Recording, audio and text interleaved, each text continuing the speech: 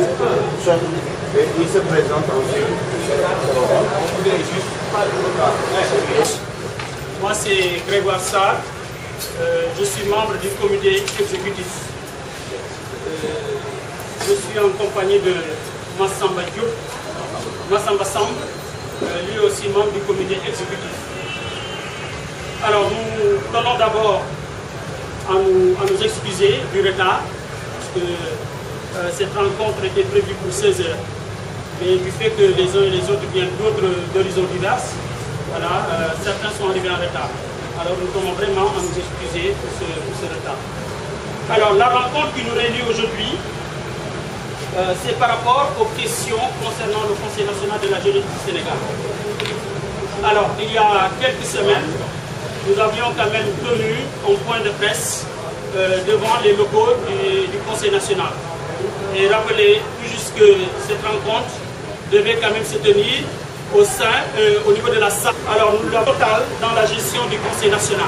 Parce que nous nous sommes rendus compte que depuis un certain temps, rien ne bouge au niveau de ce Conseil-là. Il y a un certain nombre de commissions, mais aujourd'hui, beaucoup de ces commissions-là ne sont pas en mesure de nous dire quelles ont été les réalisations, ou quelles ont été les activités qu'elles ont pu réaliser. L'autre élément, c'est la gabegie totale qui gangrène la gestion financière du Conseil. Parce que aussi à notre niveau, nous pensons que quand même les fonds du Conseil national sont mal gérés. Alors si vous avez écouté le président Khadim Diop sur les ondes de la RFM, il avait quand même dit devant tout le monde qu'au niveau du Conseil national de la jeunesse, on ne donne pas ou on n'octroie pas quand même à ces membres-là des frais de mission. Alors qu'à travers le bilan financier, on s'est rendu compte que comme frais de mission, on nous a notifié ici 896 600 francs. Alors que lui-même, il a dit qu'il n'y a pas de frais de mission.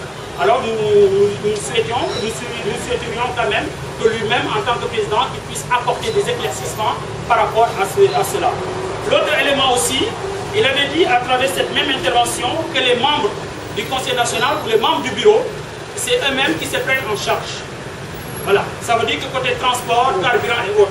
Alors qu'ici aussi sur cette facture, on a vu carburant 1 920 600 francs.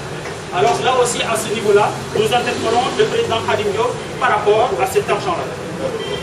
L'autre élément aussi que nous dénoncions, c'est le non-respect des textes qui régissent le Conseil. Le non-respect parce qu'à travers les textes du Conseil national de la jeunesse, il est formellement interdit à un président ou en tout cas à un membre de cumuler, de faire un cumul de fonctions. Au moment où je vous parle, Khadim Diop est le président du Conseil national de la jeunesse du Sénégal et en même temps président du Conseil régional de la jeunesse de Thiès. Cela pose problème. Alors que lors de la passation des services, lui-même il s'était engagé à respecter, à faire respecter les textes du Conseil national de la jeunesse. À ce niveau-là, je pense qu'en tant que personne morale du Conseil national, il doit quand même faire l'effort de donner le bon exemple. L'autre élément, c'est la discrimination dans la prise de décision. Pourquoi discrimination? Parce que aussi, il y a quelques temps, il y a un débat qui a été soulevé concernant des voyages, voilà, que le Conseil national devait, avec certains partenaires, envoyer des jeunes Sénégalais aux États-Unis. M. Khadim Diop a envoyé des mails à certains et à nous autres qu'il considère comme plus ou moins ses ennemis et ne nous a pas informés de ce voyage, ce qui n'est pas normal. L'autre élément aussi, c'est l'inégalité et l'absence d'équité dans le choix des décisions et des partenaires. Là aussi, c'est un autre problème. Le manque de considération du président et des membres de son bureau vis-à-vis du comité exécutif. Nous l'avons vu seulement hier. M. Khadim Diop avait créé un groupe WhatsApp qui était en réalité une plateforme qui regroupait l'ensemble des membres du comité exécutif et de certains membres de la jeunesse sénégalaise. Et à travers cette plateforme, les jeunes discutaient. Et souvent aussi, quand nous avions des préoccupations, on l'interpellait à travers cette plateforme. Mais il n'a jamais voulu répondre à ces interpellations. Et hier, à notre grande surprise, on s'est rendu compte que le groupe nous a été fermé hier, en faisant de telle sorte que seuls les administrateurs ont maintenant la possibilité de pouvoir envoyer des messages ou de pouvoir faire des publications à travers cette plateforme. Ça veut dire tout simplement aujourd'hui, nous sommes en train de vivre une dictature au sein de ce Conseil national. L'autre élément aussi, c'est le manque de leadership de la personne morale de cette institution. Khadim Diop, en réalité, il n'est pas un leader. Je pense qu'aujourd'hui, s'il était un vrai leader, depuis son élection, il aurait dû être reçu par le président de la République ou par le Premier ministre. Jusqu'au moment où je vous parle, il n'a jamais été reçu par le président, encore moins par le Premier ministre. Cela montre une fois de plus que ce monsieur-là ne mérite pas en réalité d'être à la tête de ce conseil national. L'autre élément, c'est la mauvaise approche dans la représentation des jeunes au niveau des instances de décision. Parce que vous n'êtes pas sans savoir que le conseil doit être représenté dans un certain nombre d'institutions. Et à travers ces institutions, nous ne savons pas comment se fait le choix. Alors que lui aussi, à son niveau, il a quand même l'obligation de pouvoir informer les membres du comité exécutif des jeunes qui doivent représenter la jeunesse sénégalaise au niveau de ces institutions-là. Ça aussi, ça pose problème. L'autre élément, c'est le manque de vision. Alors, depuis son élection jusque-là, il a été élu sur la base d'un programme qu'il appelait les 7 objectifs dans les premières semaines, je ne sais pas quoi.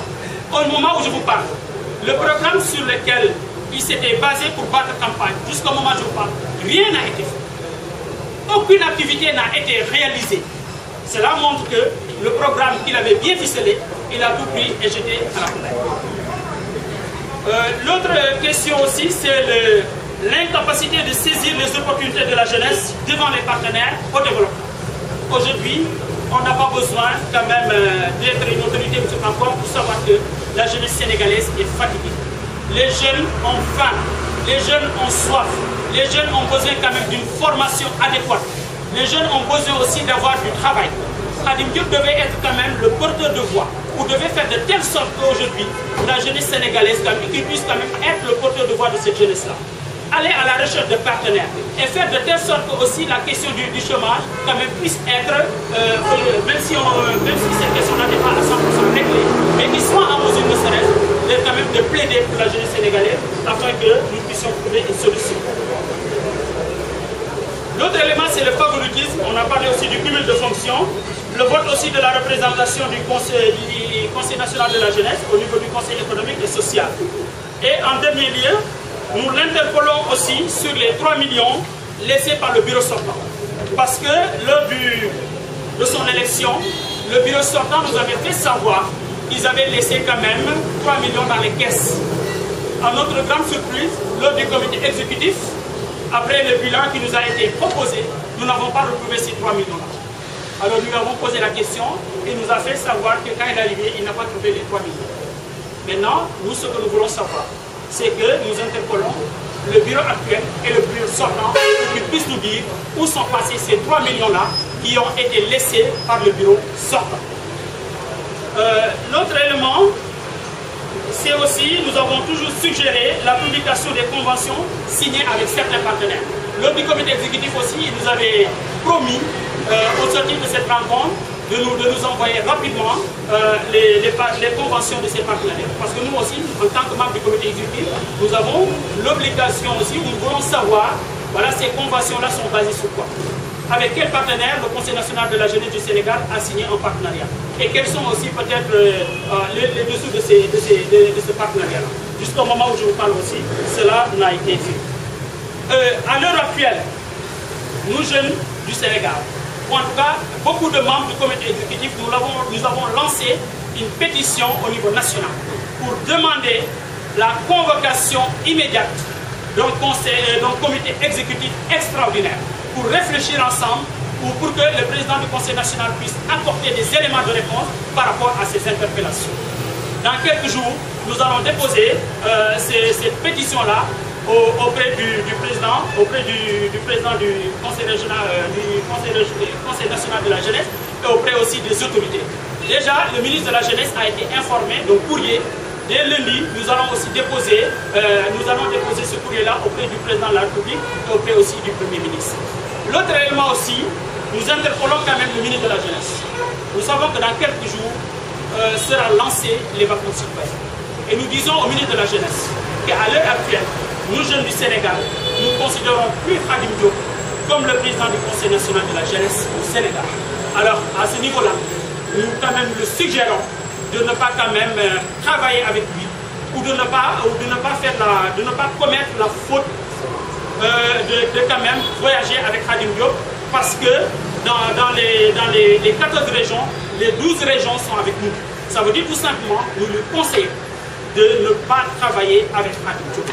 Parce qu'à l'heure actuelle, tant qu'il ne fera pas l'effort de convoquer le comité exécutif extraordinaire, nous, jeunes du Sénégal, nous ne considérons plus Khadim Diop comme étant l'interlocuteur de la jeunesse sénégalaise face aux autorités. Ça, que cela soit clair. Sinon, alors, à ce niveau-là, sinon, si vous voulez donner une question, chaque région va quand même essayer de voir quelle politique elle va quand même mettre en place pour ne pas accueillir le ministre. À notre niveau, nous allons quand même boycotter les vacances citoyennes.